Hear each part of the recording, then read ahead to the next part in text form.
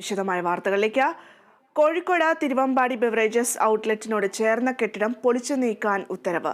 കെട്ടിട നിർമ്മാണം അനധികൃതമാണെന്ന് കണ്ടെത്തിയതിനെ തുടർന്നാണ് കെട്ടിടം പൊളിക്കാൻ പഞ്ചായത്ത് ഉത്തരവിട്ടത്. ഉത്തരവിന്റെ പകർപ്പ് കേരള വിഷൻ ന്യൂസിന് ലഭിച്ചു.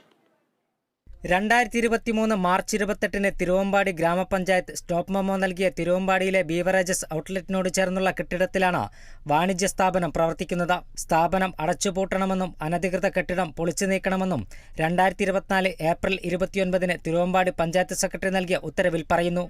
തിരുവമ്പാടി സ്വദേശികളായ തൊമരക്കാട്ടിൽ നിതിൻ ജോയ്, ടീന തോമസ് എന്നിവരുടെ ഉടമസ്ഥതയിലുള്ള സ്ഥലത്താണ് കെട്ടിടം.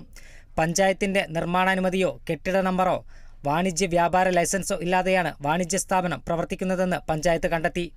അനധികൃതമായി നിർമ്മിച്ച കെട്ടിടം അടച്ചുപൂട്ടാനും 15 ദിവസത്തിനകം പൊളിച്ചു നീക്കണമെന്നും പഞ്ചായത്ത് സെക്രട്ടറി ഇറക്കിയ ഉത്തരവിൽ പറയുന്നുണ്ട്.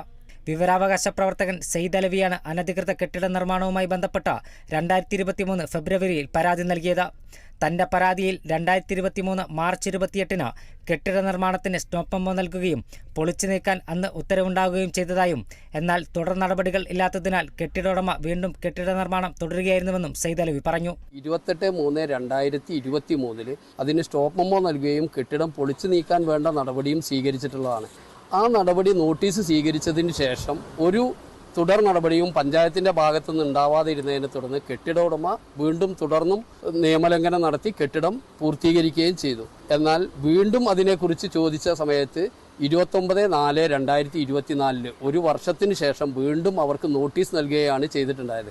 കെട്ടിട ഉടമയിൽ നിന്ന് സാമ്പത്തികമായോ മറ്റ് സ്വാധീനങ്ങൾക്കോ വഴങ്ങിയാണ് പഞ്ചായത്ത് സെക്രട്ടറി ഇത്രയും കാലം ഉത്തരവ് നടപ്പാക്കാൻ തയ്യാറാവാത്തതെന്നും സെക്രട്ടറി ഉൾപ്പെടെയുള്ളവർക്കെതിരെ നടപടി ആവശ്യപ്പെട്ട് വിജിലൻസിൽ പരാതി നൽകിയിട്ടുണ്ടെന്നും സെയ്ദ് അലവി വ്യക്തമാക്കി. വൻ സാമ്പത്തികമായിട്ടോ അതല്ലെങ്കിൽ മറ്റേതെങ്കിലും തരത്തിലുള്ള സ്വാധീനത്തിനോ വഴങ്ങിക്കൊണ്ട് സെക്രട്ടറി നിയമം നടപ്പാക്കാൻ തയ്യാറാവുന്നില്ല എന്നതാണ് യാഥാർത്ഥ്യം. ഇതിനെതിരെ പഞ്ചായത്ത് സെക്രട്ടറിക്കെതിരെ കർശനമായ നടപടി സ്വീകരിക്കാൻ മേലധികാരികൾ തയ്യാറാവണം. സർക്കാരിനെ ഇകഴ്ത്തി കാണിക്കുന്ന ഇത്തരം പ്രവർത്തികളിൽ നിന്നും പഞ്ചായത്ത് സെക്രട്ടറിക്ക് കർശനമായ മാതൃകാപരമായ ശാസനം കൊടുക്കുകയും നടപടി സ്വീകരിക്കും എന്നാണ് പറയാനുള്ളത്.